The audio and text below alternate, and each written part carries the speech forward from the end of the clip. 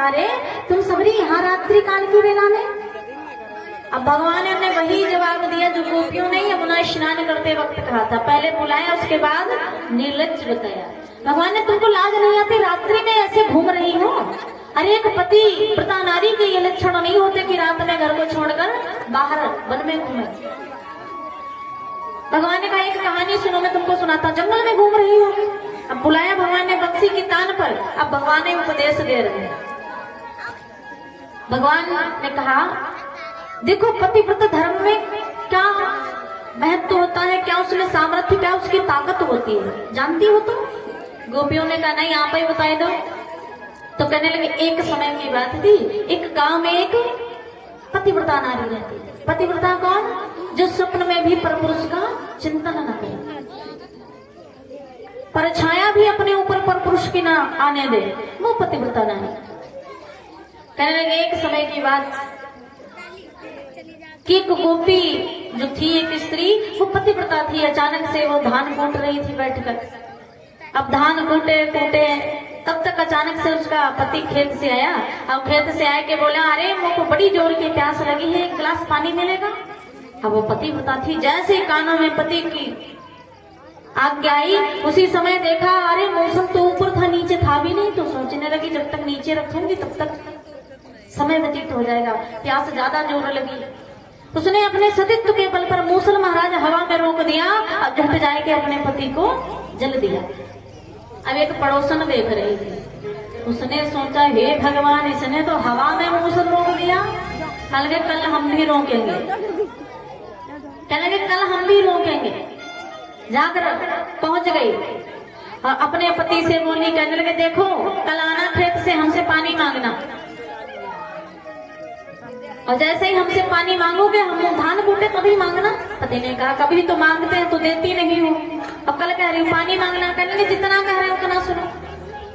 अब वो पतिव्रता तो थी नहीं। पति को जबरदस्ती महाराज खेत पर भेजा गया अपने उसको रुतबा को दिखाने के लिए। जैसे ही जाए कि आज महाराज धान कूटने के लिए बैठी। अब उनका जो पति आया, उसने कहा, अरे सुनती हो, एक गिलास पानी दे दो, बहुत देर से प्यास लगी। वो भी धान कूट रही थी, उन्होंने भी भैया हवा में मूसल रोकने का प्रयास किया। कहने लगे, हम अब देखो रोके दे रहे। जैसे ही हवा में मूसल रोका, अरे कान्हा जी, बिहारी की कला में क्या मुद्राओं का नाम, बिहार जी हमेशा कल्याण करे, मंगल कामना, सद्बुद्धि ज्ञान दे, लंबी सी आयु। अब जैसे उनने भैया हवा में मूसल रोका, हाँ ये सोचने लगे, देख ले रुको कि ना है।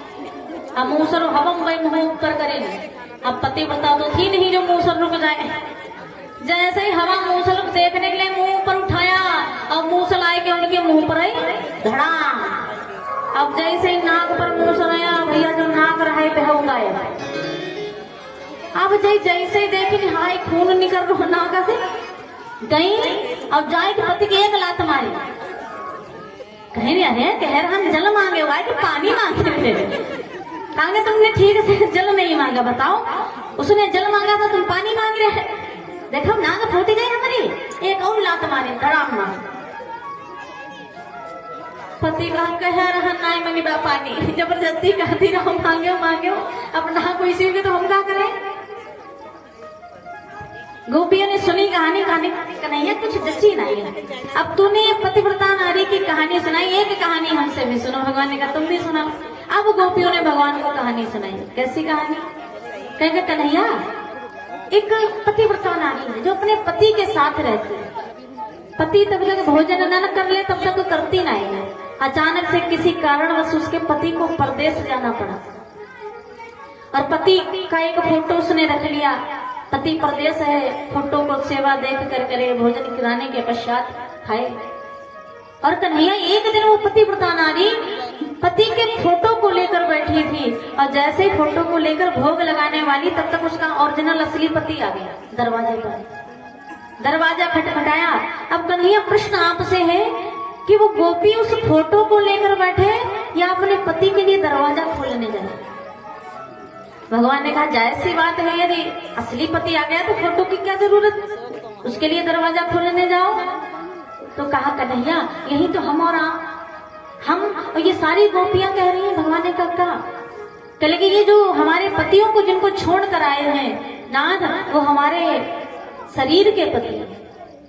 और मैंने सुना है कि तुम आप परमात्मा हो और हम सब जीवात्माएं हैं, और जीवात्मा का पति परमात्मा होता है। नाथ जिस प्रकार से हमको दोष रहा, हम तो पतिव्रता हुई ना।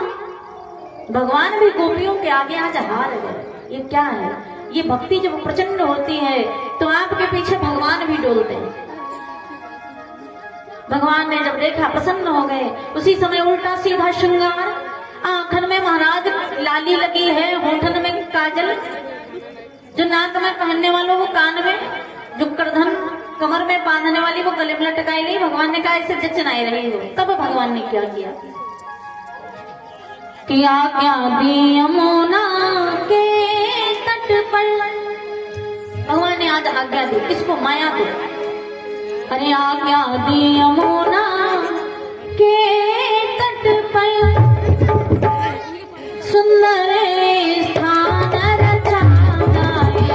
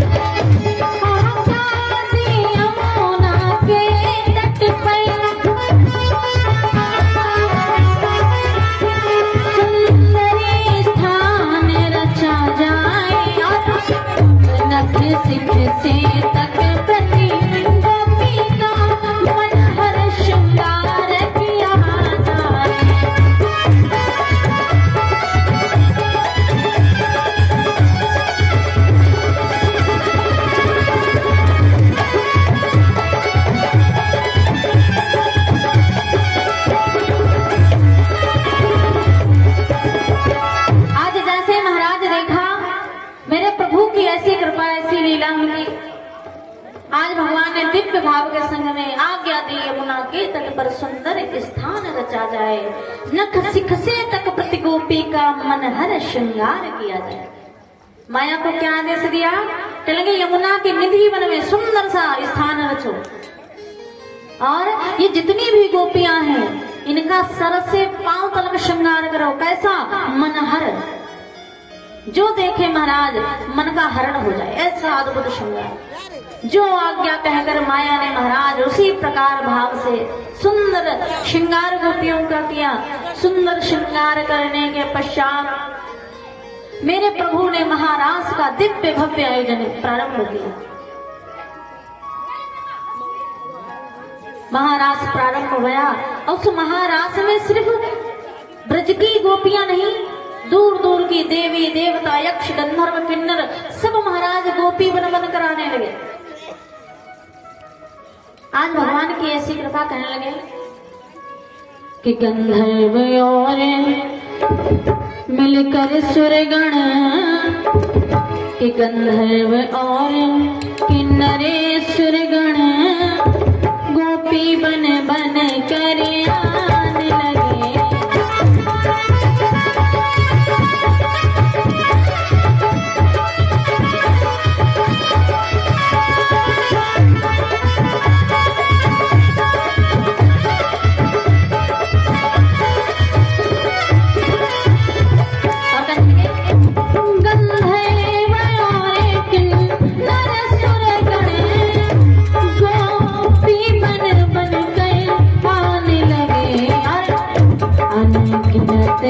रमणियों के दल में, अनगिनत रमणियों के दल में वो राधा रमण सुहाने लगे।